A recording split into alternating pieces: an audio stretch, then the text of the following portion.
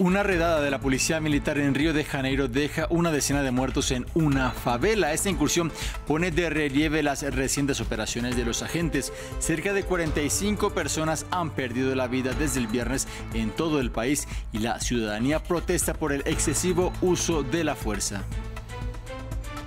Un departamento entero está rodeado por un cerco militar de 8.000 operativos. La situación se vive en Cabañas, El Salvador, por la orden del presidente Nayib Bukele. Es la primera vez que el gobierno cerca a más de un municipio, pero alega que es para combatir a las pandillas.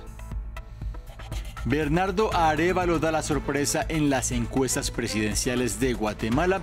El más reciente sondeo lo pone casi 30 puntos porcentuales por encima de la otra candidata de la segunda vuelta, Sandra Torres. Ampliamos con nuestro corresponsal. Momento de repasar las noticias más destacadas del continente americano aquí en France 24. Yo soy Juan Pupiales y gracias por continuar con nosotros. Comenzamos en Brasil. Una redada de la policía militar en una favela de Río de Janeiro deja una decena de muertos. Estas operaciones que las autoridades realizan en contra del crimen organizado dejan al menos 45 fallecidos desde el viernes, sumando otras 2 incursiones en Sao Paulo y Bahía. Previamente hablamos con Leonardo Paz Neves, politólogo e investigador del Núcleo de Inteligencia Internacional de la Fundación Getúlio Vargas, quien nos entregó más detalles acerca de la operación desplegada en Sao Paulo que ha levantado protestas. Bueno, la operación es para intentar parar con la violencia. La idea del escudo que te han matado muchas personas, como le dice, por venganza de un policía que está muerto. Y las personas que están en protestas, estoy diciendo que no es posible que la policía pueda entrar con este grado de violencia en las comunidades, porque no se pasa lo mismo en los barrios más ricos. Entonces, las protestas son para promover a una concientización de la policía, especialmente en las comunidades más pobres. El gobierno de El Salvador ordenó por 5ª vez un cerco militar para toda una población. Lo novedoso es que ahora encerró a un departamento entero, Cabañas. Este operativo es parte de la ofensiva que lleva a cabo el presidente Nayib Bukele contra las pandillas y del estado de excepción que rige en el país desde 2022. Bajo la restricción de derechos, miles de individuos sospechosos de pertenecer a estos grupos han sido detenidos, aunque ha habido denuncias de que muchos son civiles inocentes. La información la tiene Amal Benotman. Por primera vez, un departamento entero tiene un cerco militar en El Salvador. Cerca de 8.000 militares y policías encerraron el departamento de Cabañas en el centro del país. La orden la dio el presidente Nayib Bukele, alegando que es para atrapar a miembros de las pandillas. El objetivo es la captura de los remanentes que quedan del programa Cabañas de la MS-13. Cabañas, una región agrícola de aproximadamente 150.000 habitantes, ha sido señalada por el presidente de El Salvador como un refugio para las células de bandas criminales que buscan escapar de su represión. En las últimas semanas y producto de nuestra guerra contra pandillas, Cabañas se ha convertido en el lugar con mayor número de células terroristas que ha llegado ahí buscando sus áreas rurales para ocultarse. En marzo de 2022, Bukele declaró el estado de emergencia después de un fin de semana sangriento en el que 87 civiles fueron asesinados por pandilleros. Bajo esta medida se permitieron detenciones sin orden judicial, lo que llevó a la aprehensión de decenas de miles de presuntos pandilleros. Esta estrategia ha ganado gran popularidad para Bukele en El Salvador, pero también ha generado preocupación entre las organizaciones de derechos humanos. En 2022, El Salvador puso en marcha un estado de excepción. El resultado, más de 60.000 personas detenidas arbitrariamente, falta de acceso al debido proceso, 150 personas han muerto bajo custodia, personas en situación de pobreza las más afectadas. Aunque Cabañas es el primer departamento en ser cercado, el presidente ha ordenado otros 4 cercos militares, aunque esos fueron en municipios concretos. A poco más de 2 semanas de la segunda vuelta de las elecciones presidenciales en Guatemala se conoció una nueva encuesta de Gallup. El candidato Bernardo Arévalo, quien dio la sorpresa de la primera vuelta, puntea con un 63% por delante de su contrincante Sandra Torres, quien tuvo el 37% de la intención de voto. Previamente, nuestro corresponsal para Centroamérica, Andrés Suárez Jaramillo, nos explicó a qué se debe este repunte de Arévalo y su partido Semilla.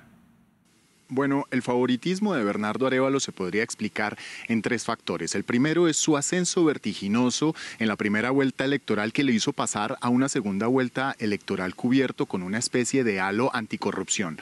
Un segundo punto es la indignación generalizada del pueblo de Guatemala con las intentonas de la Fiscalía o del Ministerio Público de querer inhabilitar su partido político, el Movimiento Semilla.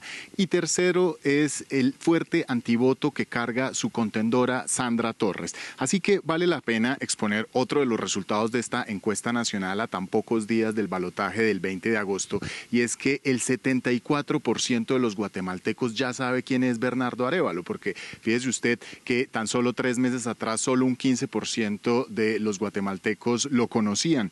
Entonces, esta encuesta se publica en un día particular del quehacer político de estos dos candidatos, porque mientras Sandra Torres desayunó con los pastores de las influyentes pastores de las iglesias evangélicas de Guatemala y les prometió una Secretaría de Asuntos Religiosos en su gobierno, Bernardo Arévalo en rueda de prensa presentó un decálogo de cómo su gobierno combatiría la corrupción. Y aquí está la diferencia de los dos candidatos, porque Sandra Torres le sigue apostando a su nicho. Ella sabe que cuenta con los pastores evangélicos en un país profundamente religioso y esperaría que con la palabra de Dios también estén los votos a su favor, mientras que Bernardo Arévalo le apuesta a este decálogo anticorrupción, del cual destaco el primero de los puntos, y es la creación de un gabinete ministerial específicamente dedicado a combatir la corrupción. En Nueva York, el alcalde Eric Adams insistió en la escasez de recursos por la que atraviesa su ciudad a la hora de acoger a los solicitantes de asilo.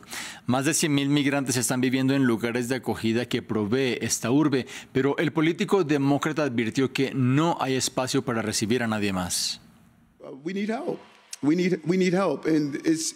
Necesitamos ayuda. No va a mejorar. A partir de este momento todo es cuesta abajo. No hay más espacio. Estuve en el Hotel Roosevelt el sábado y fui allí el domingo. Las filas alrededor de la cuadra perjudican a los negocios allí. Esto no va a mejorar. Precisamente la crisis es tal que cientos de personas están durmiendo en las calles a las afueras del Hotel Roosevelt, esperando a poder entrar al centro de admisión para migrantes. Nuestra corresponsal Mamen Sala fue hasta allí y nos envió el siguiente reporte. En este hotel que estáis viendo detrás de mí, el Hotel Roosevelt, en pleno centro de Manhattan, es desde donde se están repartiendo las pocas habitaciones que van quedando libres en los refugios de emergencia que ha habilitado la ciudad de Nueva York para acoger a esos 400, 500 solicitantes de asilo que están llegando diariamente a la ciudad de Nueva York. Hay además muchos problemas porque recordemos que el alcalde Eric Adams aprobó una ley por la cual una persona, un adulto, un hombre inmigrante adulto no podía estar más de 60 días en el mismo refugio.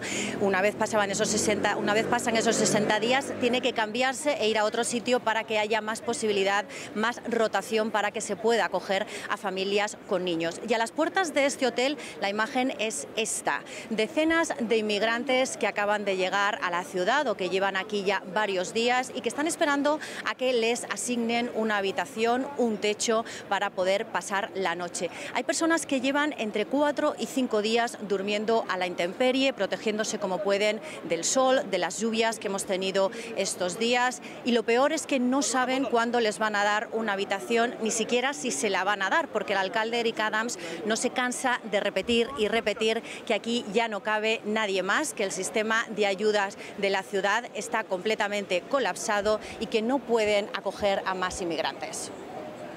Un grupo de científicos encontró en Perú los restos del que se cree fue el animal más pesado en la historia. Se trata de una ballena que podía alcanzar hasta los 20 metros de longitud y llegar hasta las 180 toneladas. Se llamaba Perucetus y vivió hace 38 o 40 millones de años. Los restos de este ejemplar, que consisten en 13 vértebras, se encontraron en una zona costera desértica en el sur del país inca.